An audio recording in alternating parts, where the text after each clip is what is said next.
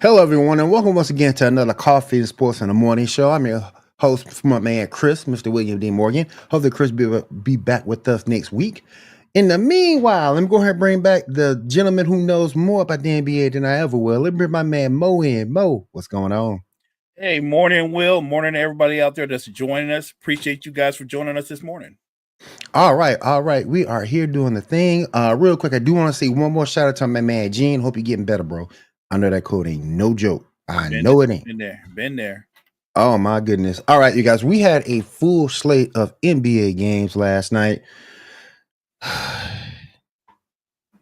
Hawks, man. They beat my Bulls last night. 110-94. That Keaton Wallace hit 27 last night, man. Vucevic with 14. Ugh. That thing was ugly, man. That thing was ugly. But shout out to the Hawks because they're playing a little bit better than I thought they would this season. I have to give the Hawks a lot of credit. I thought they were going to be near the bottom of the East. Mm-hmm. They're in the middle, and I think they can still elevate even more. I think a big reason is the elevation of Jalen Johnson. Trae Young has opted to facilitate more. He's still a scoring point guard, but he's facilitating more. Yes. They're getting a lot of balance. Hunter is going to be the runaway winner of Sixth Man of the Year. He's giving you over 20 coming off the bench. Deontay Hunter. The Hawks are long. They're athletic. They're a much improved team.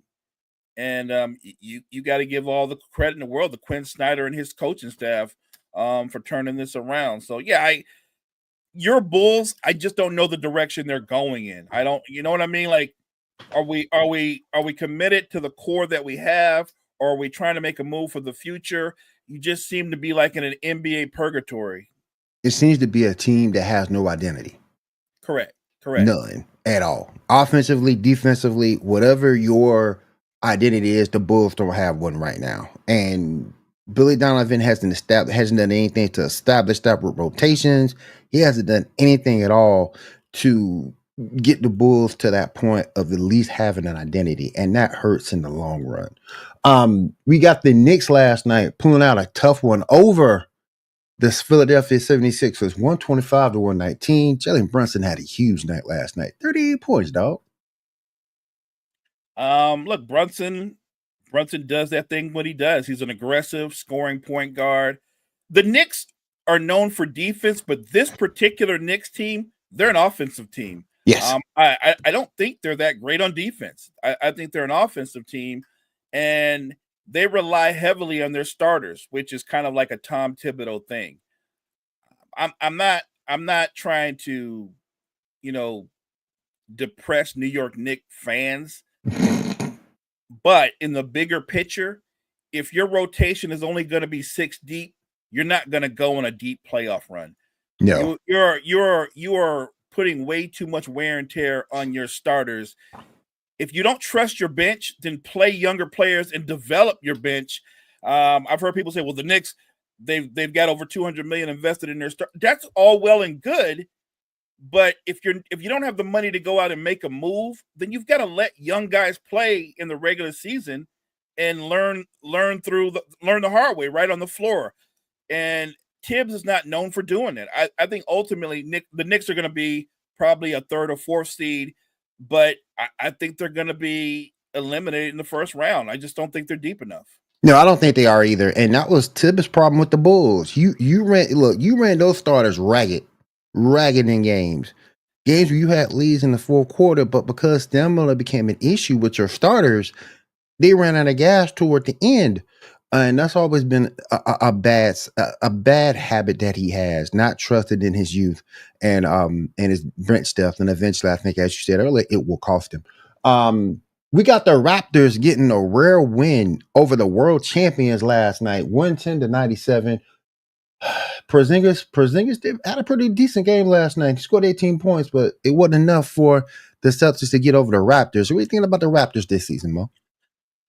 They've had their best 3 players, and I'm talking about Quickly, RJ Barrett, and Mm-hmm. Scotty Barnes, maybe for 10 full games this season. And I thought that if you had that trio for the bulk of the season, they had a potential to make a playoff run. They're way behind the 8 ball, but when the 3 of them on the floor, they've got 3 guys that can create their own shots, 3 guys that can generate offense. In a league that puts a premium on shooting, I always remind people shooting is great. But if you don't have guys that can separate themselves from other people or break guys down off the bounce, your offense will stall. It will. You have to have shot creators. They've got 3 of them. And I think going forward, I'm not saying they're going to make the playoffs, but I think they're going to be much better in the second half of the season than they were in the first half. And beating the Celtics, it's a big win. But usually when the Celtics lose a game like that, it's more about them. It's more about what they didn't do. And you know it. If you watch the Celtics play, Will, they're going to literally live and die by shooting 35 or 43s a game. Yep. It's what they do. And while we're talking about the 3-point shot, a lot of controversy has been settled around that 3-point shot. Then the commissioner came out with a statement the other day saying that that's something that they're looking to fix. But how can you fix it? I feel like Adam Silver just said stuff to say stuff like we're gonna. How you gonna fix that? What are you gonna fix? Are we gonna add a 4-point shot? Like what are you gonna? what are you gonna do? Move the 3-point shot closer in. This game in this era, it opened up the 3-point shot in the mid 2010s when they really started making it an everyday weapon. And now in 2024, Will, it's not uncommon to see a guy take 19 shots and 12 of his 19 shots be threes. Right. Do you know what I'm saying? Like that's where this era is. That's where this basketball is. What I would say is I have no problem with the 3-point shot because I do think it's opened up the game. And it's it's added to the game. Mm-hmm. But at the same time, if you got a roster full of guys that can't shoot, don't shoot the 3. Exactly. Don't shoot the 3. The reality is, I don't care if you're wide open. If you can't shoot, you're wide open for a reason. They want you to shoot. Right. That's my thing. There are a lot of teams in the NBA that don't have good shooters and they launch a bunch of 3s. To me, you're playing to what the league does and not really to your strength. Right.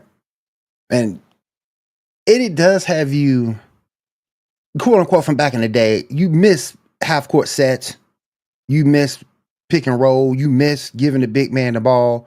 But again, everything evolves at the end of the day. And the NBA is no different.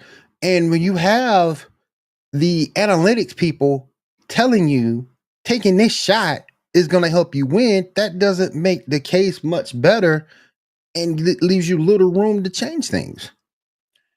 And look, have teams won that predominantly shoot the 3? The Warriors won 4 championships that way. Yep. The Celtics just won last year.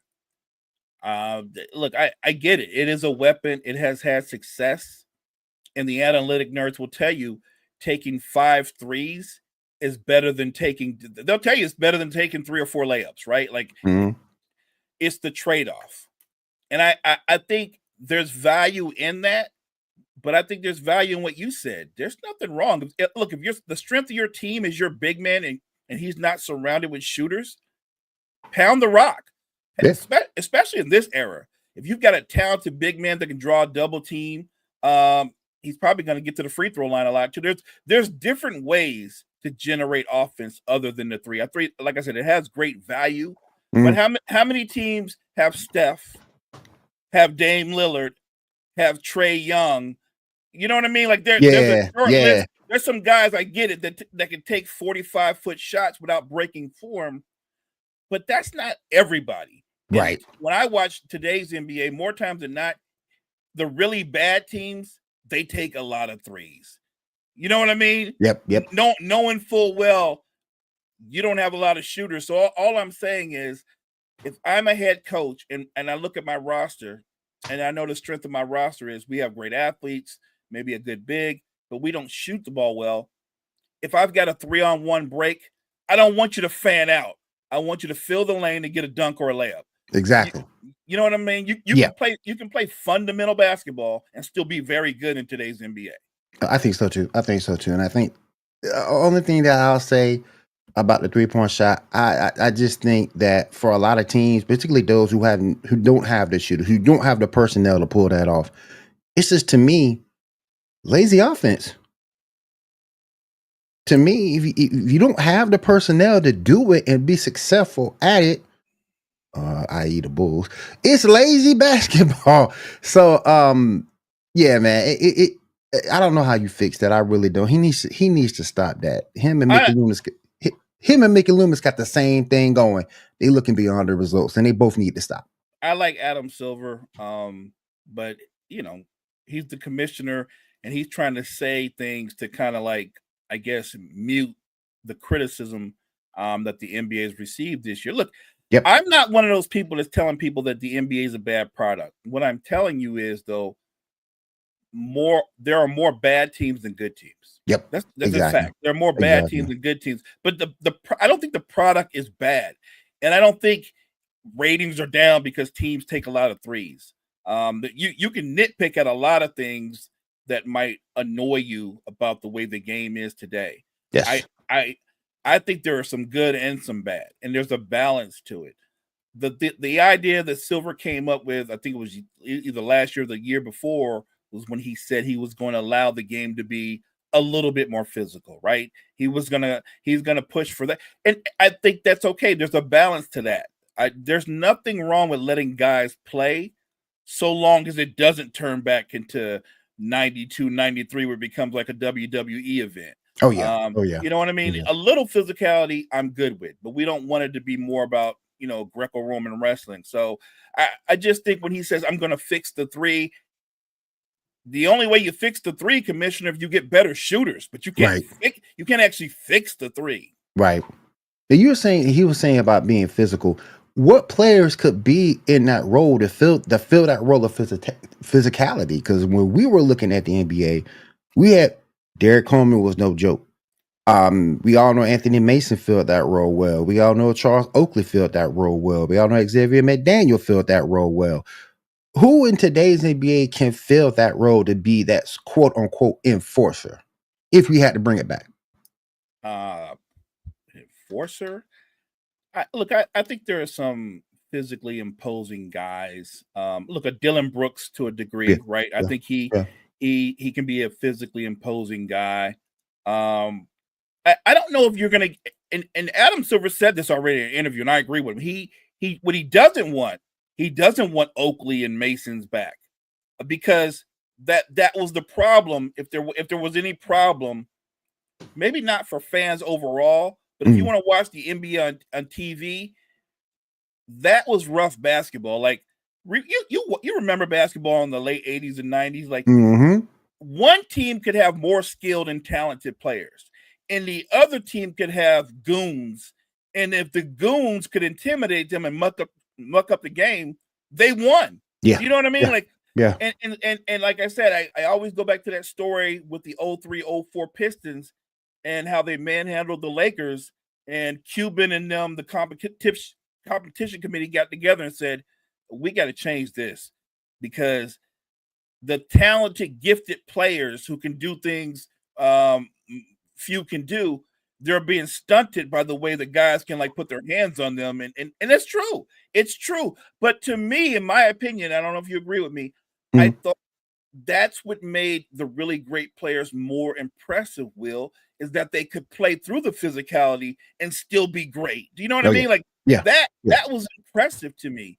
And in today's NBA, look, everything in every league, be it baseball, NFL, or NBA, everything is skewed toward offense. They've made everything to try to improve offense. And I think all the leagues have done a good job of that. I don't know if the NBA has a 3-point shot problem. I'm not going to get on board with that. The style of play can be repetitive, because you mentioned it. You miss seeing teams run sets. Yep. Now it seems like every team basically runs pick and roll or pick and pop or ISO. That's about it, right? Pick and roll, pick and pop, or ISO. And if you've got a really talented best player, then that guy has the ball in his hands 90% of the time and is ball dominant. I just think that's where the league is. I agree. let's see what they can. Let's see what the league can do to quote unquote fix things. It's going to be hilarious. Let's go. Let's go back to our scoreboard very quickly. The Bucks get a win over the Magic last night, 122-93. Your boy Dame Lillard went off for 30. 30. Dame's looking good. I think Dame's had a really good bounce back year. The Bucks are really, you know what? They're the team that we're not really talking about championship wise, but I think the Bucks kind of like being in that role where nobody's looking for them. Right. But they've played well. Give Doc Rivers credit. We come at Doc sometimes, but what he's done this year that he hadn't done in previous years, he's playing younger players. He's incorporating younger players into their rotation.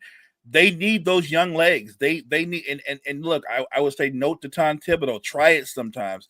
It's okay to play younger players. And they've played well. The Bucks, I think the Bucks are the sneakiest team in the East right now.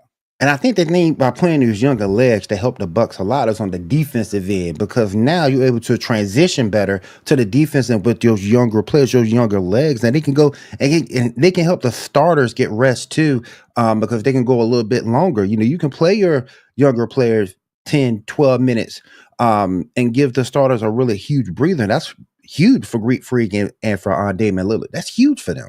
It makes all the difference in the world that they can go to the bench and actually get a real rest and not play 38, 39 minutes. I think right now their starters average about 32 minutes. That's huge. That's going to be huge heading into the postseason, so long as they're healthy. So, yeah, look, and if you're an aging team, what's the first thing you need to do? You need some young legs. You need a blend. You need a blend. And some teams have done a good job of it. Credit to the Bucks. Others haven't. Look at my Lakers. It happens. Yeah. I like Connect though. We'll get to the Lakers in a minute. We got the Mavericks taking the L last night to the Pelicans, 119-116. What's going on with the Pelicans, man? It's just like the greatest disappointment, so to speak, with that roster. I think if you look at their roster on paper, because you think about the name recognition, Brandon Ingram. Yep. Zion Williamson, DeJounte Murray, yep. TJ McCallum, Herb Jones, who's an elite 3-and-D defender. Trey Murphy. I think Trey Murphy might even be a more gifted defender, and he's a much better shooter / scorer. They're not lacking for talent when you look at them on paper. The problem with the organization is you go top to bottom is your franchise player doesn't want to be there. Yes. Your franchise player comes to practice whenever he feels like it, at whatever time he feels like it, and he seems to waver between in shape, out of shape, injured, not injured. And then you've got a disgruntled Brandon Ingram because he's like, I'm ready for my extension, and they're like, we don't really know if we want to give you that max. We don't want to give you that super max. And look, let's keep it a buck. They're not going to give Brandon Ingram a super max. They would have done it by now. Right. If it was gonna happen, they would do it. They're not going to do it. And honestly, I wouldn't do it either. Nah. I think if you're a contending basketball team and Brandon Ingram is on your roster, he's your third best player. Agreed. On the Pelicans, he's your second best player. And maybe that's one of the problems. The biggest problem is Zion is the player that you're putting all your eggs in that basket. That is an unreliable I would have moved off of that. Every time I see Zion healthy, I look at the Pelicans and go, trade him now while he's healthy. Trade him now while he's healthy. Like, right. And Will, there's no shortage of teams that would jump all over him because of the potential, right? Yep. They would jump all over him if I'm the Pelicans. What did Rudy Gobert went for, like 4 number ones or 5? I'm trading Zion. I'm getting 5, maybe 6 number ones. I'll do that. I will rebuild my franchise. I will trade Zion. I will move off of Brandon Ingram. Matter of fact, I will clean house.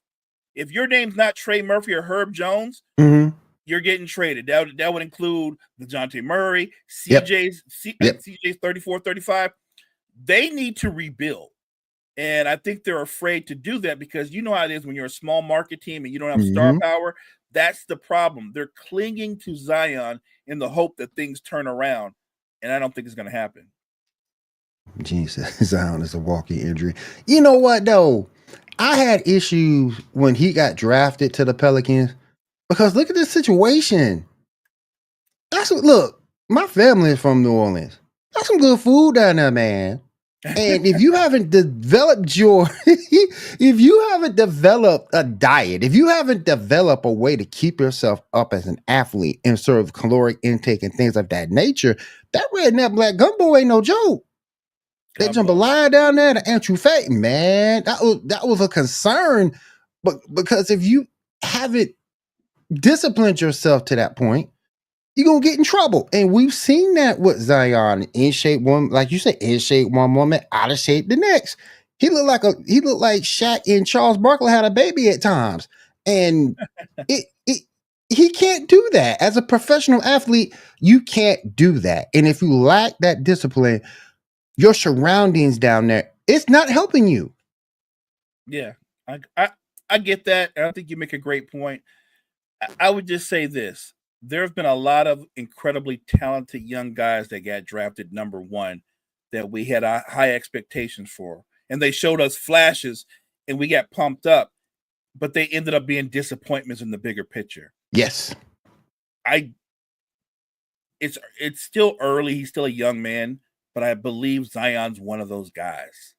I believe he's one of those guys. He's going to be one of those what if guys. You know what I mean? Yeah. If he worked out, if he committed to nutrition, you know what I mean? Like I just feel like he's gonna be a what if guy. And if I were David Griffin, I'm not holding on to a what if guy. Right. I'm moving off of that. Clearly, you're not a mature enough, committed enough, professional enough to be the face of a franchise. I'm moving off of that. Okay, so if we're looking at that, if we're gonna move off of Zion, where are we moving him to? I would be afraid to move him to a big market city because, like the Knicks, for example, he's not gonna hold up against that scrutiny. No, but you know what? Remember, if you're the Pelicans, you don't care what happens to him after you trade him. That's like true. That's true. That's his problem. That's New York Knicks fans' problem. Not only will he not hold up to that scrutiny, the history of his career says he won't hold up at all anyway, physically, right? Right. He'll come to New York with all this fanfare, this big premiere. They're going to get hyped. Maybe his first game as a Knick, he goes for 40 and 15, and he gets hurt. He's going to be out for 3 months. To me, that's who he is. And I'm just saying, I understand why you try to hold on to him, because the fear is, if you're the Pelicans, well, if we trade Zion and he goes on to have this career that we thought he would have, they're going to say, you were the idiots that traded Zion. Right. You know what I'm saying? Yeah. My only problem is a lot of dudes today, they're not cut like that. They're not cut like that. Joel Embiid is a hell of a talent. Mm-hmm. You know what he's not? He's not durable. Right. He's not durable. He's not going to have another guy. He's not going to have a 12 or 15 year career. Neither is Zion. And if I know that, why would I hold on to you? If the goal is to win titles and you've been with my organization 7 or 8 years, we haven't sniffed a title or come close to one, and it's not because you haven't had talent around you, I need to move away from you. Right. You're not the guy. You got you know what I mean? You got the talent to be the guy, but you're not the guy. And it's just a shame that we know Zion and Embiid for other things. Talk about them for other things other than basketball, despite the talent that they have, despite the fact that they could be faces of the league. They could be their team leader. And we know them from other things other than basketball. And it's just a doggone shame, man. It's just a shame. Embiid could be, well, if he stayed healthy, if he was committed, if he had more dog in him, I'm not exaggerating. Easily, he could end up being a top 10 player. Oh, easy. Maybe a top 5 player. Like that. That's how how gifted he is when you look at the combination of size, skill, footwork. And I think the biggest problem with Joel Embiid is not that he can't stay healthy. I think the biggest part is I don't think his heart matches up with his talent. Yeah, I agree. That makes perfect sense. Perfect sense. All right, let's move on with the scoreboard. We got the Rockets getting the win last night over the Nuggets, 128-108. We talked about the Rockets yesterday.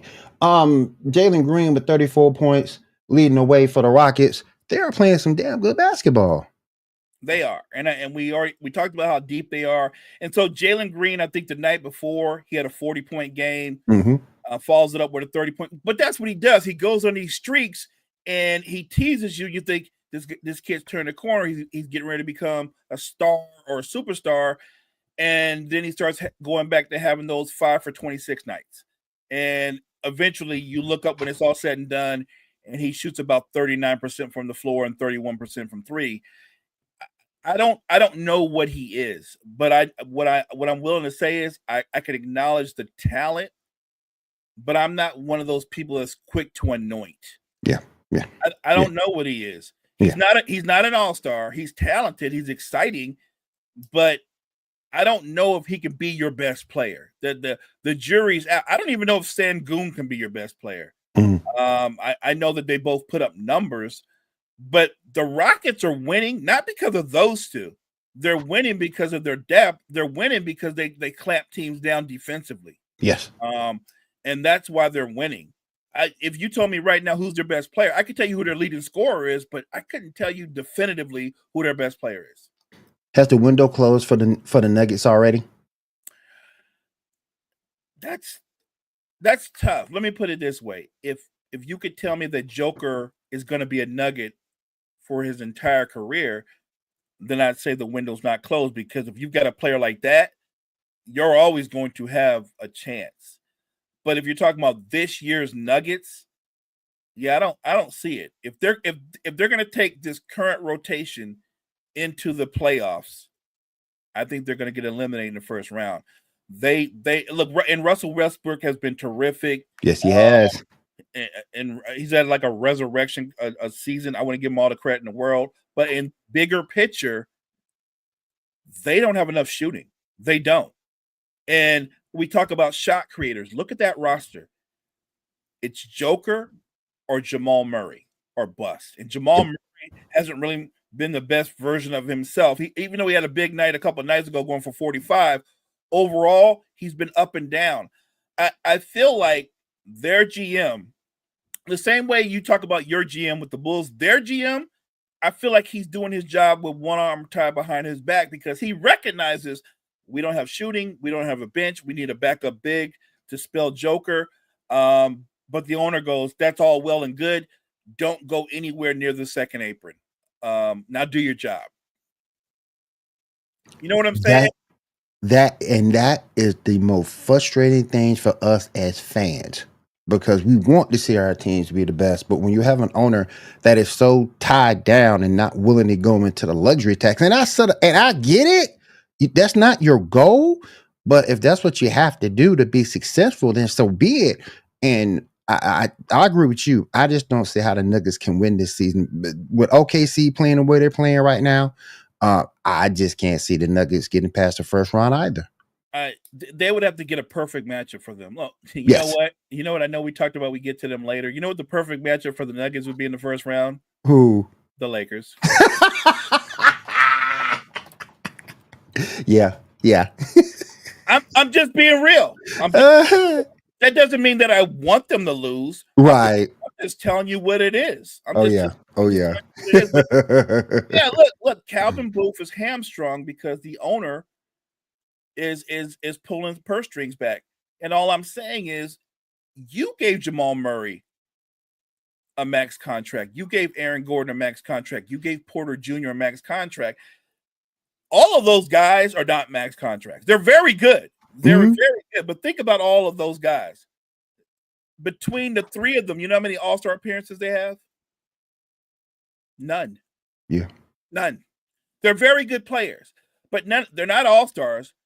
They're certainly not superstars. They're very good complementary players to an elite player, and I'm talking about Joker.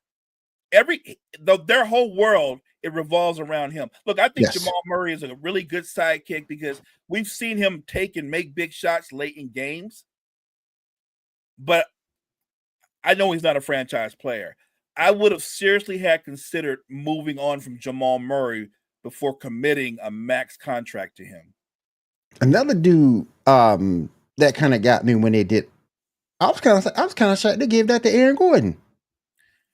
And I think Aaron Gordon is one of those guys that he's a what do you call it, Will? He's a jack of all trades, master of none. But he does a lot of things well, right? Defense, rebound, finish at the rim, lob threat, great in the locker room. Mm-hmm. And yet that was it's a high price tag to pay for 15 points and 7 rebounds. Yep. That's a lot. Yep. That's a lot. And the weird part is they win the title, right? You win the title, and how does your owner tell you to go forward? He said, we won the title. We got a chance to win maybe 2 or 3. And the owner goes, well, we're not going to pay Bruce Brown. We're not going to pay Jeff Green. And then the following year, we're not going to pay KCP.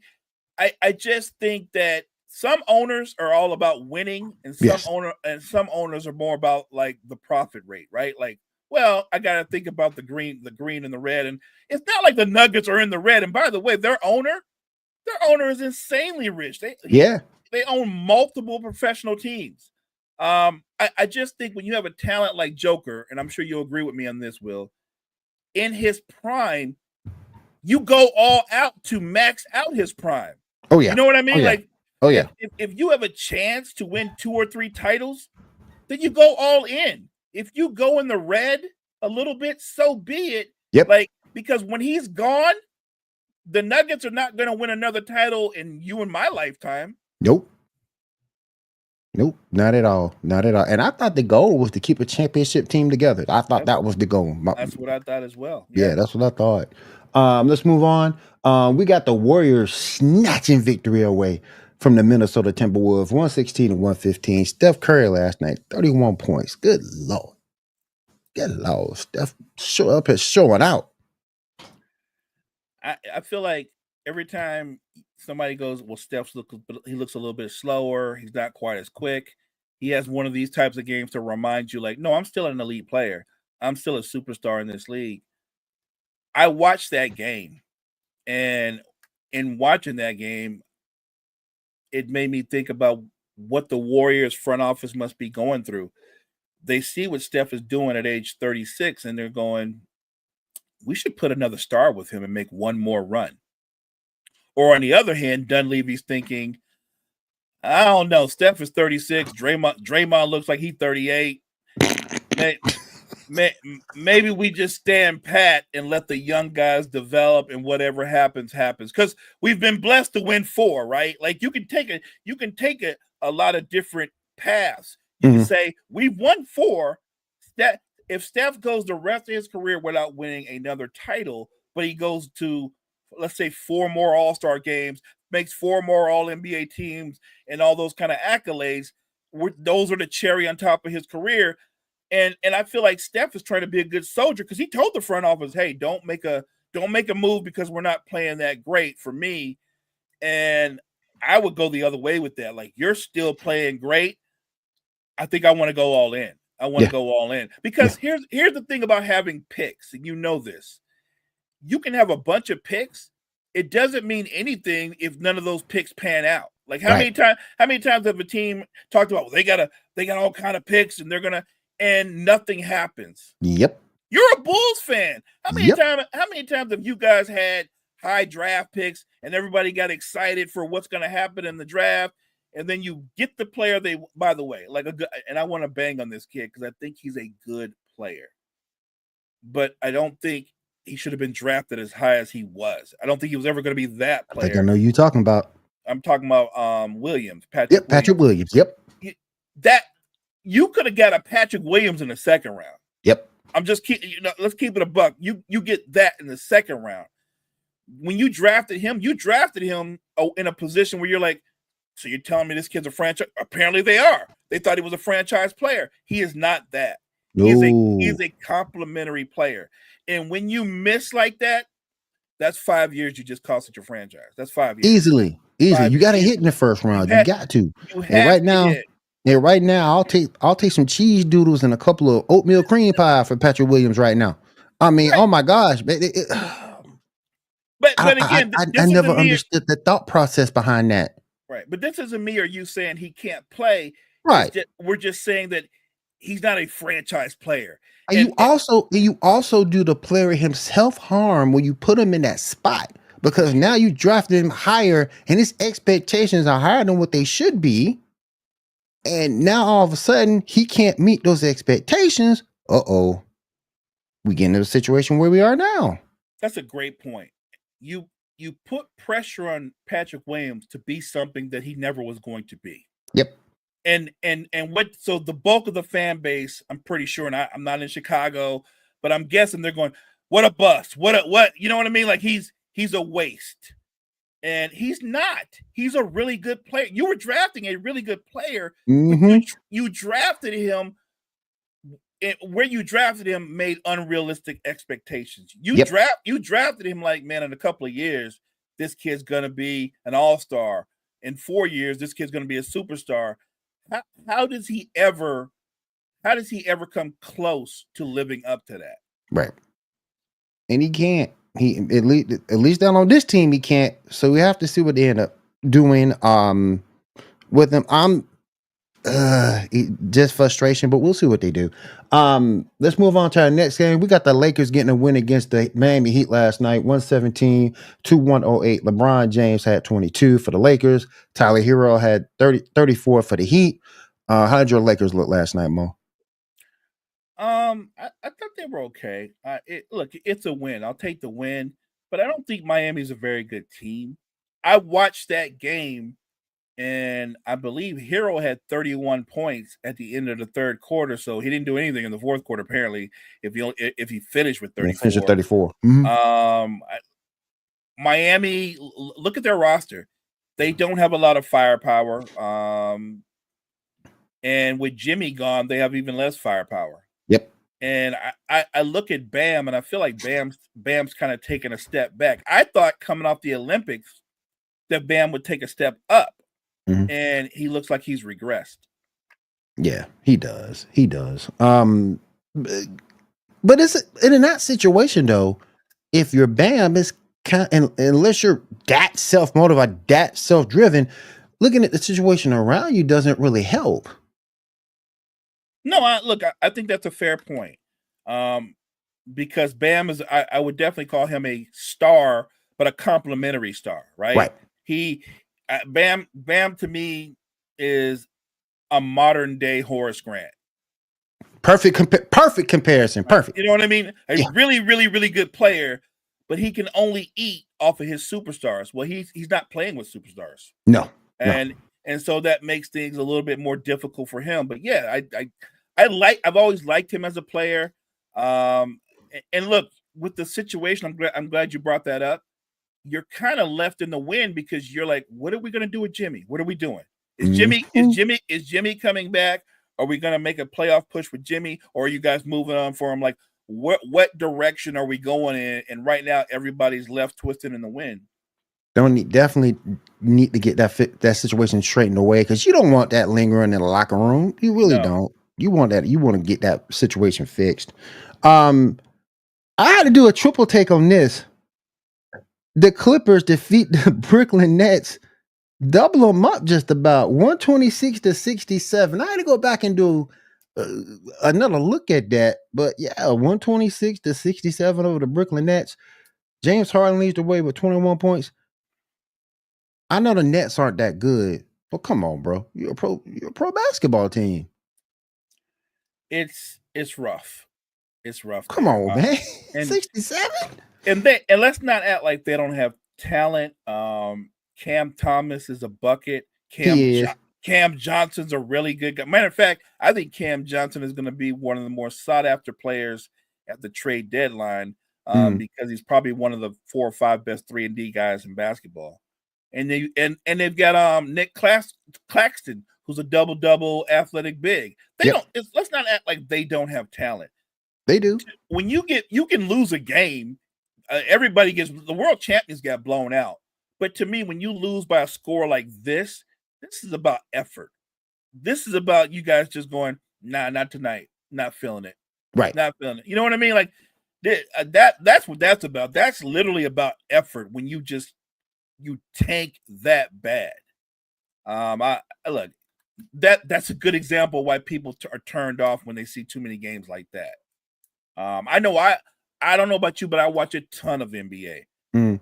But I've lost count of how many games I could literally turn the TV off mid-third quarter because I already know it's over. And it was over. Yeah, you already know. It stayed over. Yeah, you already know. All right, let's go ahead and dive into a topic that's been heavy on my mind for the past couple of weeks. And it started when I hosted another show. And we started talking about Chris Paul. And just how good is Chris Paul throughout his career? Who would you put in the realm of point guards? And I can think of a few on my end. I don't know if you would agree with them, but who would you put? Examine Chris Paul's career. A, how good has he been?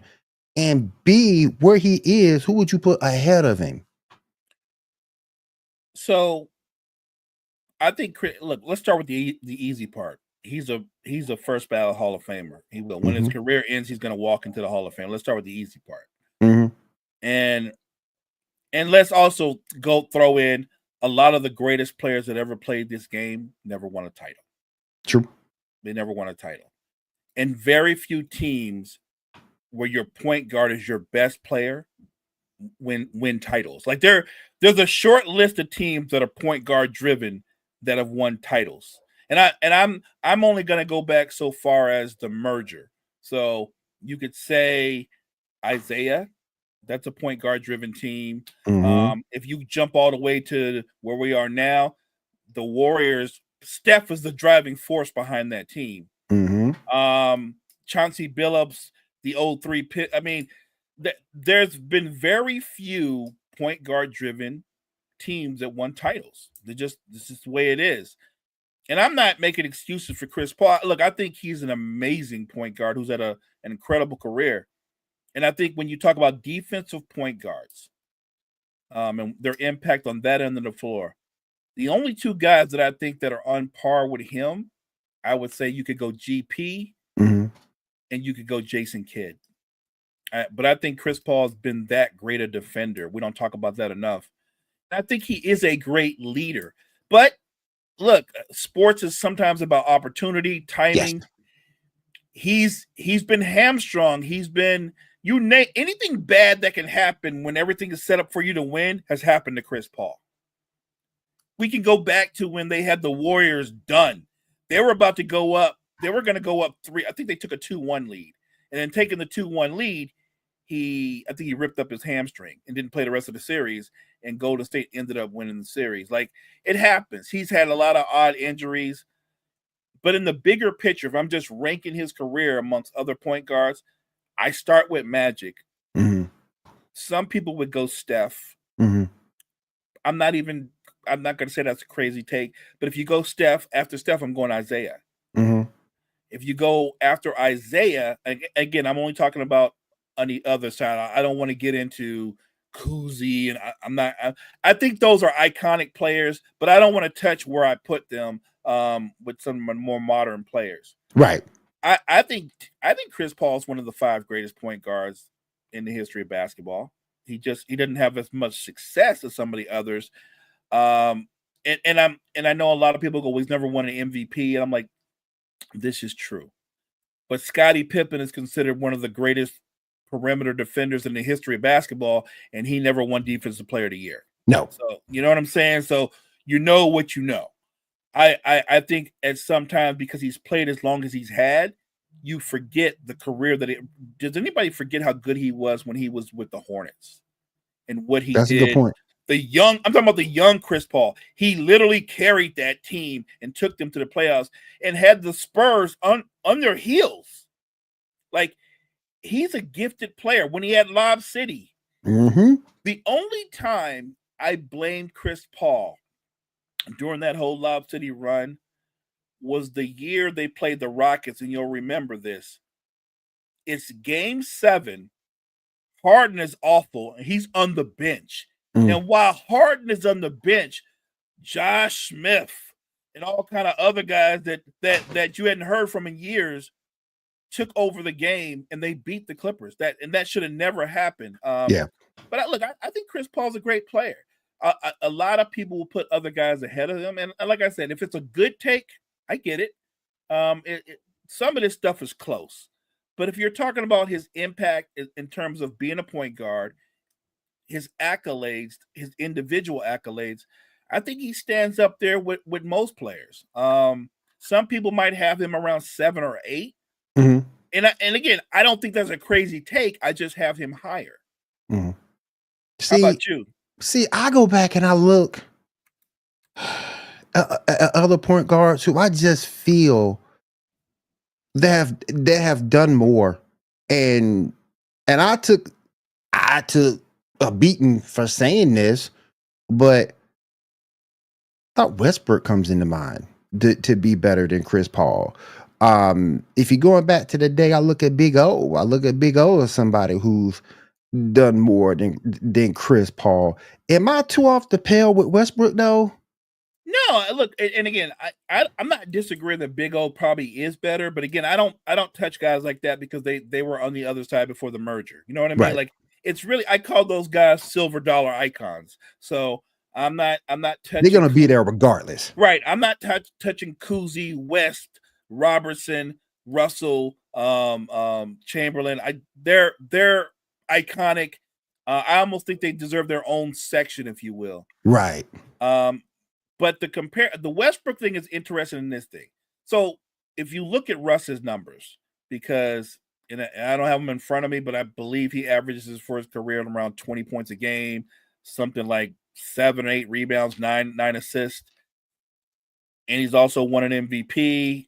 I'm sure Russ is like a 10-time, 11-time All-Star, probably 9 or 10-time All-NBA. Again, I don't have it in front of me, but I'm pretty sure I'm right on this. Here's the thing, though, and I said this before Kevin Durant left Oklahoma City. I said I'd love to have Russell Westbrook.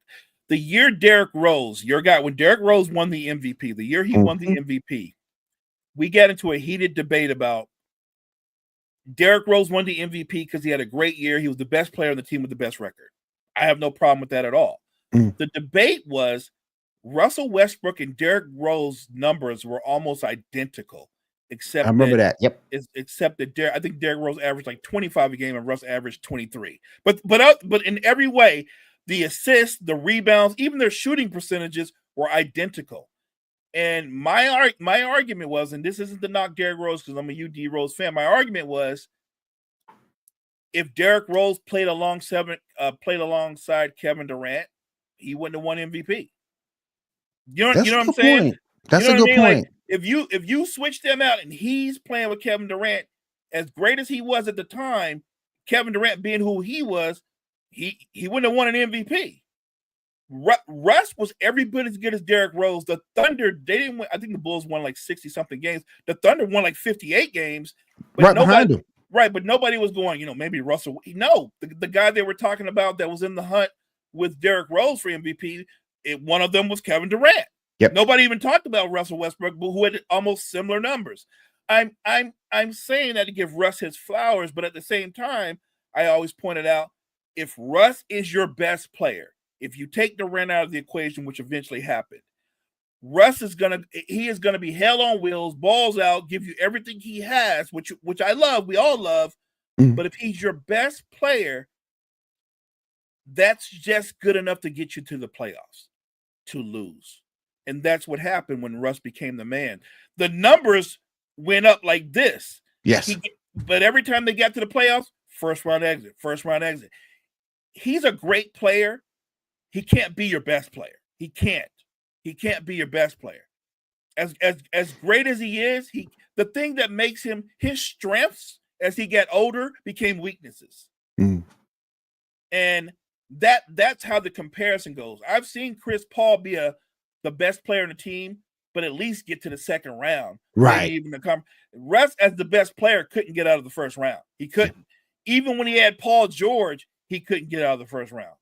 Don't even get me started with Paul George. But so I don't have Russ, even though he's won an MVP. Statistically, Russ is actually up there with LeBron, which is great. Again, it's great. But if I was going to rank point guards, I would have Russ behind Chris Paul. Let me ask you this: another dude that came up on that same show, Tony Parker. Who would you say was better in that ilk? Between Parker and Chris Paul? Chris Paul. Because Tony Parker came up in that conversation, and everybody said, well, Tony Parker's a winner. He's a winner. He is a winner, but he's also a winner. He's also a winner that had the benefit of playing with Tim Duncan his whole year. Right. So if I'm Chris Paul, I'd be like, well, how about this? I'll give you Blake and DeAndre. You give me Tim Duncan, and we'll see which one wins titles. Yeah, that's a good point. Another dude that came up because he's a pure point guard as well. I had issues with this, but he came up by one of my buddies, Rondo. I think Rondo's had a great career, but when you talk about the best point guards, and when we're talking about all time or top 10, Rondo's not in the top 10. No, he's not top 10. So your buddy might like Rondo a lot. Maybe that's just a favorite of his. Never, I would tell your buddy, don't let your fandom override your basketball knowledge. Yes, Rondo's not better than Chris Paul. Rondo's not better than Russell Westbrook. Rondo was really good, but he also benefited because he played with 3 Hall of Famers. And when he no longer played with 3 Hall of Famers, he didn't do anything until he went to the Lakers, and he was a role player on that. He wasn't a star; he was a role player. Yeah. He came off the bench. He came off the bench. Yeah, right. Yeah. So I acknowledge that I think Rondo was a dog, and he had a really good career. I don't have Rondo in the top 10. I don't even know if he's top 15, but he's definitely not top 10. I look at Rondo as somebody more like top 20. Yeah, 20. I'm just saying if you said, give me peak Rondo, and I'm going to throw Rondo in a franchise, and we're going to build everything around Rondo, and he's going to be the best player, what is that going to result in? You maybe getting to the playoffs or missing the playoffs? Like I don't think Rondo was ever going to be the best player on any contending team. That's just not what he was. He was a really good player who, to his credit, I thought he actually made himself better as he got older, but I never thought whether it's Chris Paul. Like, here's a guy we don't talk about because he had a really quick peak, and then he went to New Jersey and kind of like went and witnessed protection. I think, but before he got injured, I thought Darren Williams was better than Rondo. That's a good point. That's a good point. D. Will was a monster. He was a monster. He was. So I'm but he didn't win a title. But I'm pretty sure D. Will made, I want to say 3 or 4 All-Star teams. When he was in Utah, you could book him for like 21 points, 8 or 9 assists. Like, he was a problem. The point guard argument is very interesting because I think Chris Paul is top 5, but you're not the only person that has Russ ahead of him. I have guys that have Russ ahead of him, and again, I don't think it's a crazy take. I just think we have them in different lanes because Russ is a weird thing. He's one of my favorite players. I always say this, but at the same time, in a late game situation, I don't want. You don't want him on the floor. I don't have a problem with him being on the floor. I just don't want the ball in his hands. Right. I don't want him making late game decisions. I don't. If you go back and look at those Thunder teams and how they blew a lot of those series, they looked at the box score. But if you actually watch the game, never mind, yes, KD didn't shoot his best. That's not why they lost. They lost because Russ made some horrendous. He made some passes that just made you, what are you doing? Horrendous decision making. To be that gifted a player. Yeah. To be that unique, and at the same time, he would just throw a pass that would just make you scream and go, "Why is he in the game?" Right. Like Russ, literally, if you're a fan, he will take you on a roller coaster ride. Oh yeah. Dude, this hit me up on Facebook watching the show. He brought up this name. I wasn't gonna bring him up, but I'll do it just for the heck of it. Prime Chris Paul versus Prime Mark Price. Bust Mark Price ass.